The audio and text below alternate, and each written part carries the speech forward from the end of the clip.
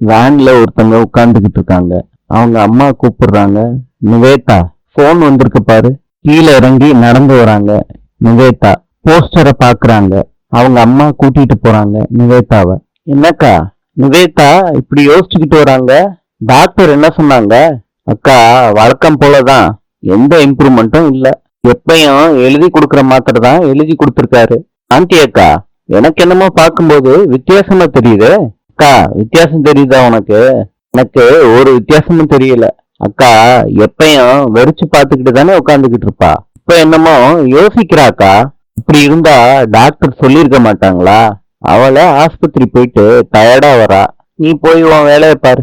ஆமா, விஜய் காவேரியோட வண்டியில வரும்போது யோசிச்சுக்கிட்டே இருக்காங்க காவேரி சொன்னத. விஜய், உங்களதான் அங்க பாருங்க. எங்க உங்களதான் கேக்குறேன், ஏன் டிஸ்டர்பா இருக்கீங்க? ஒண்ணுமில்ல. விஜய் மயக்கத்திலேயே காரை ஓட்டுறாரு. காவேரி என்னென்னமோ சொல்லி பாக்குறாங்க. விஜயால கேட்கவே முடியல. எப்படியோ வண்டியை நிறுத்த வைக்கிறாங்க காவேரி. விஜய், என்ன ஆச்சு? ஏதாவது பிரச்சனையா? சொல்லுங்க என்கிட்ட. நீங்க கொஞ்சம் ரிலாக்ஸ் ஆகுங்க. உங்களுக்கு ஓகேன்னா பக்கத்துல இருக்க கோயிலுக்கு போயிட்டு ஆபீஸ்க்கு போலாமா? எனக்கு ஒண்ணும் இல்ல காவேரி, நம்ம ஆபீஸ்க்கே போலாம். வேணும்னா நான் வேணா காரை ஓட்டவா? என்ன காவேரி, என்னமோ டிரைவிங் தெரிஞ்ச மாதிரி பேசுற. டிரைவிங் தெரிஞ்ச நீங்களே எப்படி காரை ஓட்டிட்டு வந்தீங்கன்னு உங்களுக்கு தெரியுதா? உயிரை அப்படியே கையில புடிச்சிட்டு உட்கார்ந்துகிட்டு இருந்தேன் தெரியுமா? ஆமாங்க, என்னைய ரொம்ப பயமுறுத்திட்டீங்க. போனா காவேரி, இவ்வளவு நேரமா உன் உயிரை காப்பாத்திக்கிறதுக்காண்டிதான் கோயிலுக்கே கூப்பிட்டியா? ஏங்க, சாமி விஷயத்த வச்சு உங்க கூட விளையாடுவேனா? நீங்க இந்த மாதிரி டிஸ்டர்ப் ஆகி நான் பார்த்ததே இல்லைங்க. கோவம் வந்து கத்தி பார்த்திருக்கேன். ஆனா இது நிஜமாலே ரொம்ப பயமா இருந்துச்சு தெரியுமா? நான் உங்களுக்காண்டிதான் கோயிலுக்கு போலான்னு கூப்பிட்டேன். தேங்க்ஸ் காவேரி. சரி விஜய், நானும் உங்களுக்கு தேங்க்ஸ் சொல்ற மாதிரி என்ன ஆபீஸுக்கு கூட்டிட்டு போய் பத்திரமா இறக்கி விட்டுருங்க. கவலைப்படாத காவேரி, சேஃபா உன்னை கொண்டு போய் இறக்கி விட்டுறேன். எப்ப இங்கிலீஷ் பேப்பர் படிக்க ஆரம்பிச்சீங்க? அதெல்லாம் ஒண்ணும் இல்லடி, இவ்வளவு ஒருத்தி. சும்மா ஒரு 4-5 படம் இருந்துச்சு, அதை பார்த்துக்கிட்டு இருந்தேன்.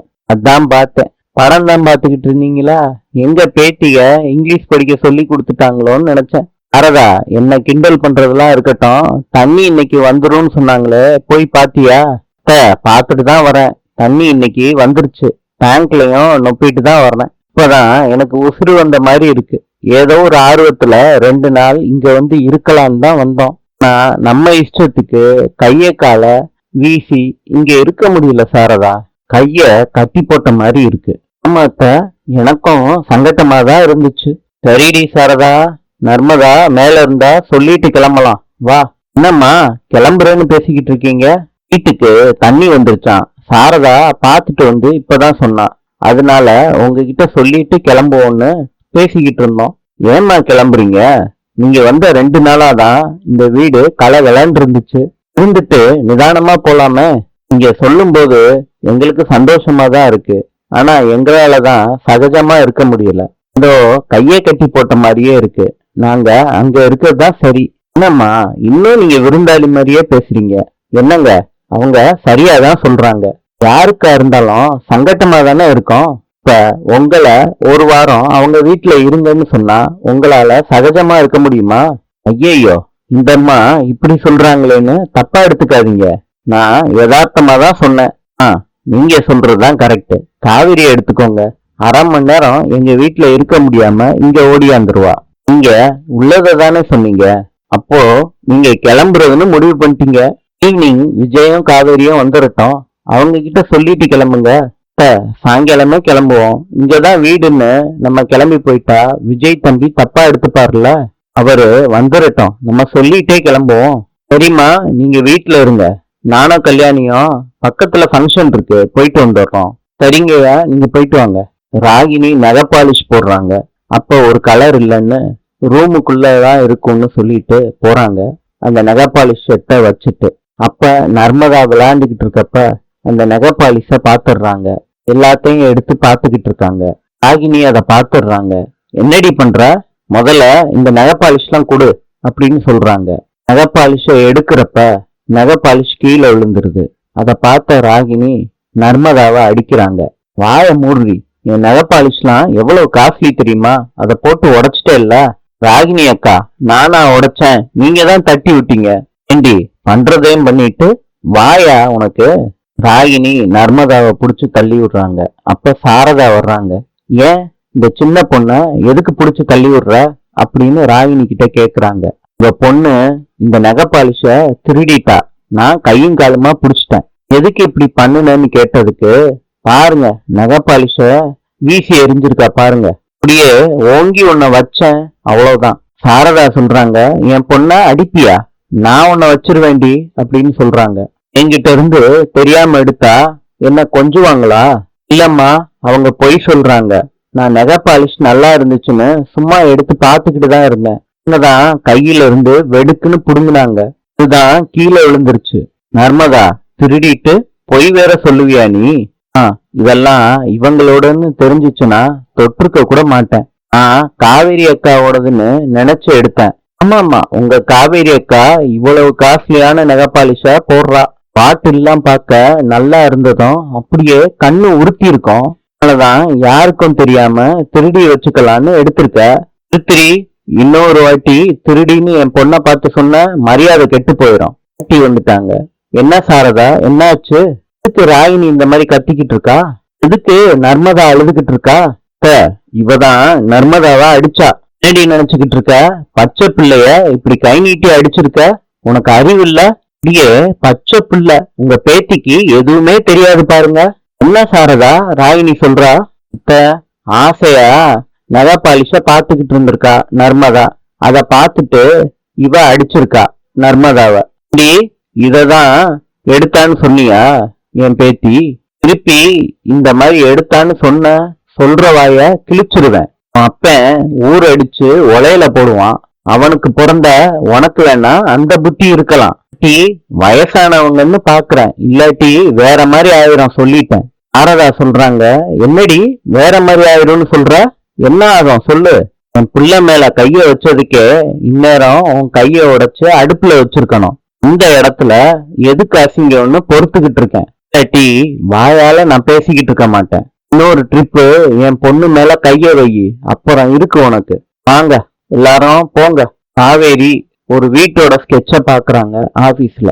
இந்த வில்லால ஏதோ ஒரு வில்லாவை அம்மாவுக்கு புக் பண்ணா என்ன, நம்ம பேங்க்ல லோனை போட்டு இஎம்ஐ கட்டிட வேண்டியதான் அப்படின்னு சொல்லிட்டு அந்த ஸ்கெட்ச எடுத்துட்டு போறாங்க காவேரி. ஐயப்பன் சார், என்ன மேடம் இந்த நங்கநல்லூர் கன்ஸ்ட்ரக்ஷன் ஒர்க் எல்லாம் முடிஞ்சிருச்சா? மேடம், பிளம்பிங் ஒர்க் மாத்திரம் பெண்டிங்ல இருக்கு, அதுவும் இந்த வீக்லயே முடிஞ்சிடும் மேடம். பிளாட் டிசைன் எல்லாம் பாத்திருக்கேன், சூப்பரா இருந்துச்சு. என்ன பட்ஜெட் பிக்ஸ் பண்ணிருக்கீங்க?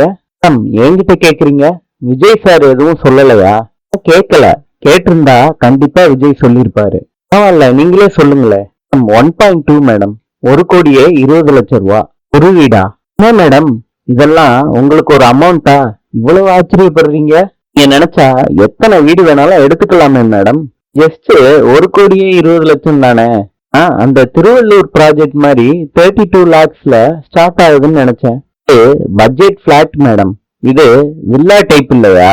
ஆமா இல்ல, சரி நீங்க போங்க. ஆடியோ 1,20 லட்சமா? வாய்ப்பே இல்ல சொல்றாரு. கரெக்ட், வாய்ப்பே இல்ல. நம்ம கெப்பாசிட்டி என்னன்னு தெரியுது இல்ல? ஜஸ்ட் 1,20 லட்சம்னு சாதாரணமா சொல்லிக்கிட்டு இருக்கீங்க. பைப்பை சரி பண்ண முடியாம குடும்பம் மொத்தமா எங்க வீட்டுல வந்து தங்கிக்கிட்டு இருக்கீங்கல்ல. 1 கோடியெல்லாம் ஜுஜுபி மேட்டர் மாதிரி அளந்து விட்டுக்கிட்டு இருக்கீங்க. எதுக்கு இந்த பில்டப்? என்ன அண்ணங்கிட்ட ஆட்டைய போட்டுட்டு உங்க வீட்டை செட்டில் பண்றதா பிளானா? அஜய், அப்படிதான்னு வச்சுக்கோ. இதுல உனக்கு என்ன வந்துச்சு சொல்றீங்க? உங்களோட சுயரூபம்லாம் எங்க அண்ணனுக்கு தெரியணும்ல. தெரிய வைக்கிறேன், தாராளமா உங்க அண்ணனுக்கு தெரிய வச்சுக்கோ. எனக்கு ஆக வேண்டிய வேலை நிறைய இருக்கு. உங்ககிட்ட எல்லாம் பேசி என்னால டயத்தை வேஸ்ட் பண்ண முடியாது. அஜய்க்கு கால் வருது, ஆளை அட்டன் பண்றாரு. சொல்லுங்கண்ணே. அஜய், ஆபீஸ் வந்திருக்க போல. ஆமாண்ணே, கொஞ்சம் என் கேபின் முடிய வர்றியா? வாடா. ஓகேண்ணே, வர்றேன். அஜய், யார கேட்ட ஆபீஸ் வந்த நீ? உன்ன இந்த பக்கமே வரக்கூடாதுன்னு சொல்லியிருக்கேன்ல. நீங்க சொன்னீங்க வீட்டுல இருந்தா ஆபீஸ் போன்னு ராகினி திட்டுறான்னு. வேற வழி இல்லாம. ப்ராப்ளம் மேன், வேற ஆப்ஷனே இல்லைன்னு நினைக்கிறதுனாலதான் இந்த ஆபீஸ்க்கு வருவியா நீ? என்னடா நீ வந்து டைம் பாஸ் பண்ணிட்டு போறதுக்கான இடம்னு நினைச்சியா? அப்படிலாம் இல்லன்னு நீங்களே சொல்லுங்க. நான் எங்க போவேன்? அதாவது போடா, உன்னோட பாதைய நீ தாண்டா தேர்ந்தெடுக்கணும். போ, உன்னோட தேவை இங்க இல்ல. போடா. ப்ளீஸ்ண்ணே. என்னடா அப்பாவி மாதிரி சீன் போடுற? நான் என்ன சீன் போட போறேன்? கொஞ்ச நேரத்துக்கு முன்னாடி நீ காவேரி கிட்ட பேசிக்கிட்டு இருந்தத நான் பாத்துக்கிட்டு தான் இருந்தேன். இப்போ சாரி கிட்ட இந்த அடக்கி வாசிக்கிற பாடி லாங்குவேஜே காணுமே. நீனே வேற மாதிரிதான் இருந்துச்சு. என்னடா முழிக்கிற? ஒய்ஃப சமாளிக்க முடியாம தானே ஆபீஸுக்கு வந்த? சரிடா, வந்துட்ட. வந்த இடத்துல எப்படி இருந்திருக்கணும்? இங்க இருந்து வேலைய காப்பாத்திக்கிற மாதிரியா நீ நடந்துகிட்ட? காவேரிய டார்கெட் பண்ணி வந்தவன் மாதிரி தானே பேசிக்கிட்டு இருந்த. வேண்டிதான் உன் ஒய்ஃப் பிளான் பண்ணி ஆபீஸுக்கு வர வச்சாளா? இல்லன்னு பின்ன? உனக்கும் காவேரிக்கும் என்ன பிரச்சனை? மறுபடியும் மறுபடியும் ஹர்ட் பண்ற மாதிரி பேசிக்கிட்டு இருக்க நீ. உனக்கு என்னடா ரைட்ஸ் இருக்கு? இன்று சீனாவின் நாணயம் யுவான். நாளை சந்திப்போம்.